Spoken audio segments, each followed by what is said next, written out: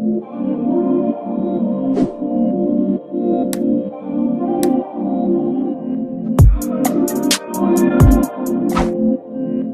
beautiful people, welcome back to the channel. Hope everyone's doing okay and everyone is doing well. Another day, another Love Island review.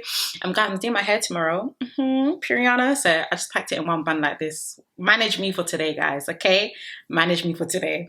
But yeah, a lot for us to unpick and unpack today, guys. Another long episode. Wow, some plot twists, wow, some changes. Guys, I feel some of you are actually going to tear my singlet with some of the things that I'm going to say in today's review. I fear, but it's my channel. I'm gonna say what I want. So yeah, so as I usually always say, number one, if you haven't yet subscribed, be sure to subscribe and definitely join the family. Also be sure to follow me on my Instagram and also my Twitter at Sarah Destiny X, sorry. And last but not least, as always, get cozy, comfy, with a lovely drink. Today we are sipping some super maltesers, so get cozy and comfy. Let's go into today's review. So also guys, just before I get started with this review, I just want to let you know that genuinely, after I film these reviews, I switch off this, like, I reply to you guys' comments and then my brain switches off from Love Island until 9 o'clock the next day. Guys, I had a nap today. Tell me why I had a dream about Connor. Guys, I had a dream about Connor. I messaged my cousin group chat instantly. I said, guys, this season actually needs to end soon because why am I dreaming about Connor? And Helena and Meg are also in my dream. I don't even want to get into it, but maybe on Sunday I'll share the dream with you guys. Someone remind me, but wow, crazy scenes. Cool. So let us start off with, of course, Megan coming back. You guys already know how I feel about Megan coming back. I do find it very unfair. Once again, I don't actually know why the producers did this. We do already know that obviously Megan is going to couple up with Connor, and I fear they're going to make it to the finals. I find that quite unfair because she has definitely done a press tour around the UK. She knows what the public feel about, how the public felt about her, and also how the public feel about Helena and Meg, and I just feel like it's quite an unfair advantage. I'll definitely say that. And also as well, the public actually voted her off, so what is the point of bringing her back, and what are the points of the public votes if you guys decide to reverse it at any second? I still don't understand why they brought her back. And Blue is Bill of Furniture. He was when he was there. Sorry, I don't mean to be rude, but he was when he was there, and he still is now that he's back. But anyway, cool. She was showing her bracelet off. Everyone's like, oh my god, she's still got that. Guys, she's not fooling me. Are you trying to tell me Megan's been wearing that bracelet since she left the villa? Guys, please. I don't even want to. Anyway, Angel was talking as well. I don't see her leaving Ty at all, if I'm going to be honest with you. And she knows that with Ty being a public fave, it makes the most sense for her to stay with him if she stands a chance at winning this season. And Yaz obviously said when she first got here, she wanted Blue. I'm going to quickly delve into this quickly now because I know they have a conversation later. But I need Yaz to focus. Okay? I need Yaz to actually focus. Like, I don't care what feelings, interests, I need her to focus. The 50k is right in front of her if she stays with Jamie. And that's that. Now, of course, the trio are now talking. Once again, I genuinely hate the fact that this trio is back. Okay? Megan and Helena, I honestly, the producers actually need to explain themselves for this one. I hate... heavy on the hate, the fact that she's back. But anyway, they were talking, and Megan was obviously spilling tea about them and their men. Meg was asking Megan about, you know, how was Dijon in Casa Amor and the whole Andrade situation, blah, blah, blah. And Megan, I went like, Megan there, she was eating it up with some of the things that she was telling Meg, right, in regards to Dijon just being like, yeah, what he done wasn't okay, what he done was wrong, blah, blah, blah. He was very sly, very sneaky. And then Meg's just like, oh, but we're girlfriend and boyfriend now. They say, yeah. Everything, yeah, but we're girlfriend and boyfriend now. Yeah, but we're girlfriend and boyfriend. Everything Meg was saying, yeah, but he's good now because we're girlfriend and boyfriend. That's all I was hearing. I just felt. Helena now, of course, was asking about Harry. And Megan pretty much said that Helena needs to set boundaries. She was like, yeah, I'm setting boundaries. I'm standing on business now. It's taking you 6 weeks to stand on business. And I don't care what victim edit the producers want to do for Helena. I'm sorry. My views on that, babe, is not changing over here. It's taking you 6 weeks to set boundaries. 6 weeks. Moving on to Angel and Ty, nothing much to discuss there other than the fact they were speaking about, oh, you know, we never had testing. I guess this is our first test. Angel is not leaving Ty for Blue. Can they wrap that storyline up? Angel is not leaving Ty for Blue. You guys know this as well, so I don't know what test they're talking. And you guys already know, if you watched my review yesterday, I did already say it. I don't want to hear anything about Angel and Ty being like, oh, it's still early days. Oh, we're not. You guys have been moving like a married couple with 3 kids and a mortgage in Colchester. Okay, so I don't want to hear it, and I definitely don't want to know. Now, let's move on to Blue, obviously pulling Yaz for a chat. I didn't like, do you know what? You need to recognize that some of these islanders snitch on themselves quite a lot. When Blue pulled Yasmin for a chat, Dejon, Meg, Harry, and Helena were like, hey, ooh, he's moving already. Look at him. Oh, he's grafting already. He's grafting already. Jamie is literally right there. How inconsiderate of you guys. Because if the roles were reversed, none of you guys would have tolerated that. So that, once again, y'all, this awesome foursome, or it might be changing soon. But this awesome foursome, yeah, the propaganda still ain't changing over here. Okay, it's not. But of course, Yaz and Blue were talking. I didn't know he was also half Persian, by the way, to each other. But she did say that she's open because her and Jamie aren't official. Once again, I need her to clock in, lock in, and jump out of whatever mindset is encouraging her to keep speaking to this guy. Okay, the 50K is actually right in front of her, and that's that. And even when she was laughing, Cash was like, why is she laughing so hard though? Because for real, Yaz, why are you laughing so hard? Okay, cool. Sorry, I feel like I'm really sinking it in my chair today. Well, my beanbag. Cool. Moving on to Connor now speaking to Shakira. Wow. So he obviously said, you know, I didn't want to see you crying. If you watched yesterday's review or episode, you would have known Shakira was really in her feelings, right? And also, apparently, she actually wanted to leave the villa, but after speaking to the producers they have 24/7 support there. Apparently, after speaking to the producers, they actually encouraged her to stay. And I was thinking, did they encourage her to stay because they knew the Grafties were coming up? Because genuinely, Shakira from yesterday's episode, she looked absolutely deflated. Like, she generally looked deflated, like she didn't even want to be there. And even me, I said it in my review yesterday, that maybe she should leave for her own mental health, because it is not healthy for her over there. But of course, she started crying about, she was just really upset because she didn't want to lose Connor as a friend. And you guys already know, Shakira has said many times that she feels like the villa is really fake. And I feel like her and Connor work as friends.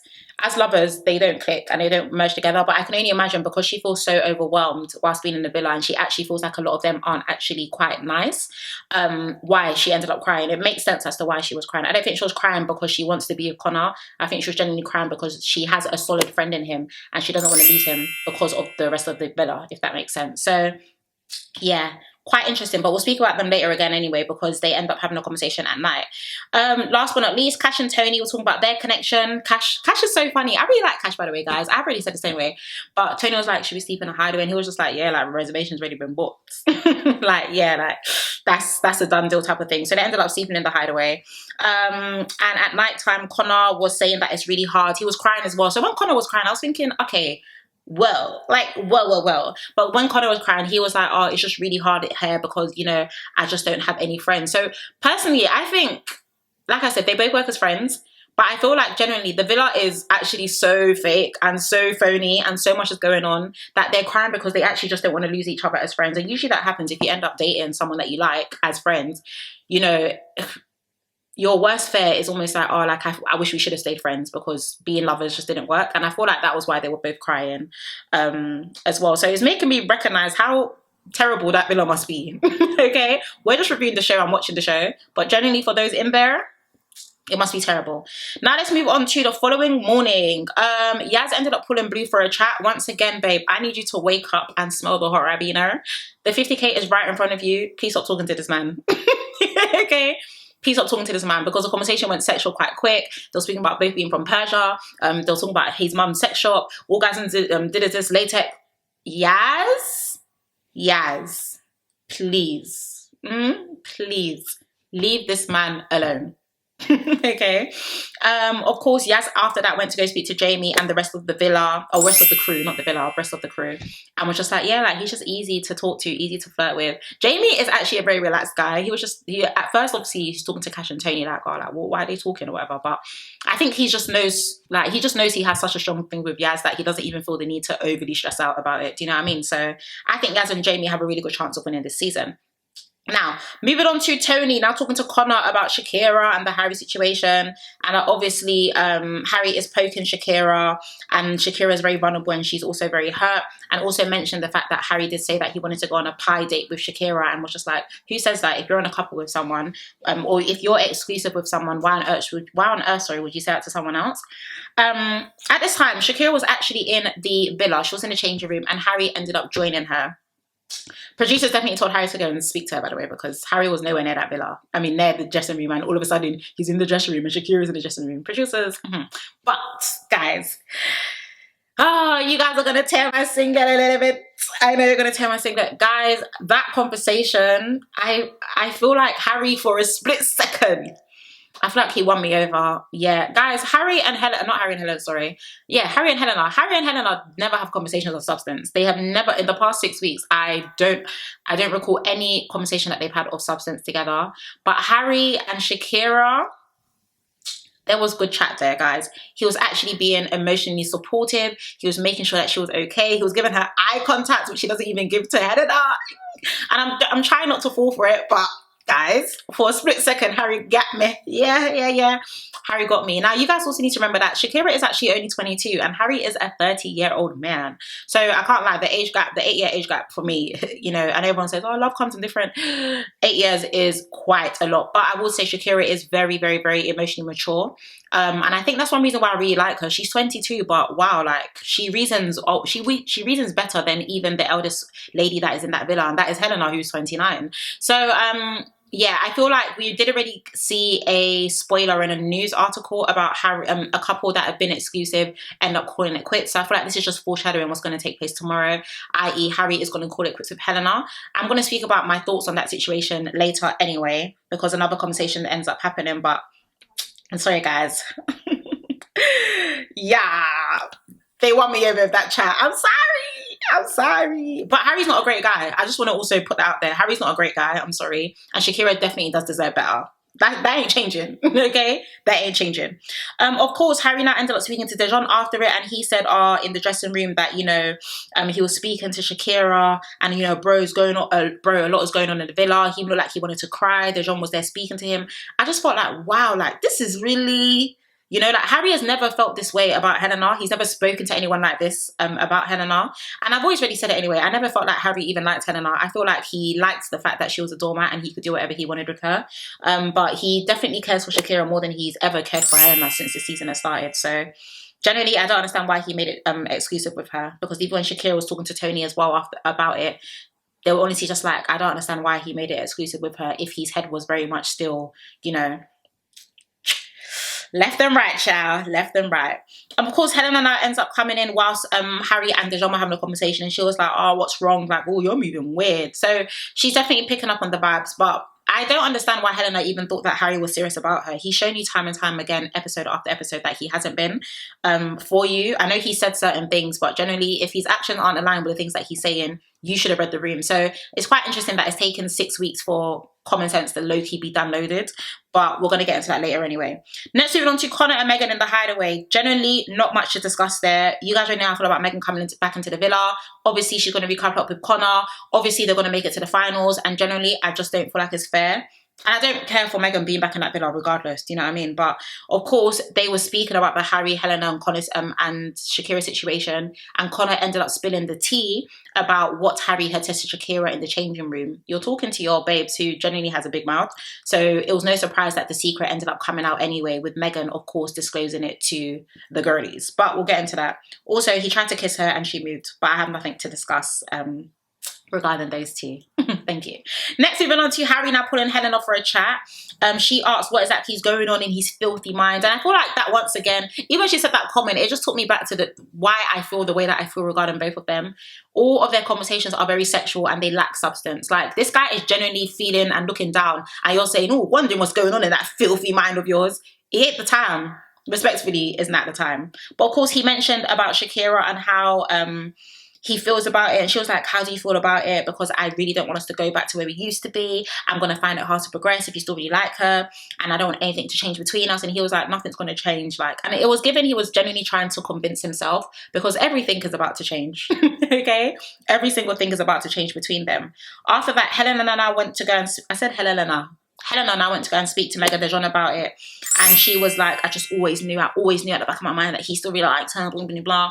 And then unfortunately, Dejon was just like, oh, like, what do you, like, did he tell you that he liked her? And she was like, what? Like, what is it? Like, what do you know that I don't know? And then he was just like, listen, if he hasn't told you, I don't feel like it's my place to say. Harry was outside lying down on the floor. What is up with these islanders going outside to lie down on the floor when they're stressed out? Please. You know what? Fair enough. Sometimes you just need a break. And sometimes that break is outside of the villa. So you know what? Fair enough. But yeah, Dejon was literally just like, I don't really want to get involved. And Helena was like, oh, he's still like Shakira, and then she started crying. Unfortunately, guys, should I say this now? Yeah, I'm gonna say it now. Unfortunately, you know, you guys know we are very honest people on this channel. I'm not a bad person, you're not a bad person, right? But my sympathy for Helena for some reason seems to be capped. Like, unfortunately, she cries and I'm just not moved.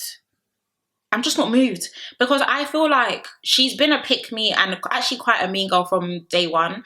And I'm not moving. I feel like I'm not falling for the victim edit when it comes to Helena, I'll be very honest with you. And the reason also why I'm not falling for it is because as a lady, you need to learn to be wise. Okay? You need to learn to be wise. Even if you really like that guy, common sense should have told you that you shouldn't like him too much because of the way he's been moving with other girls in that villa and also the way that he's treated you. I don't understand why you've allowed your entire Love Island experience to be revolved or to revolve around a man who hasn't actually shown you that he genuinely cares about you with his actions. More so has only been his words.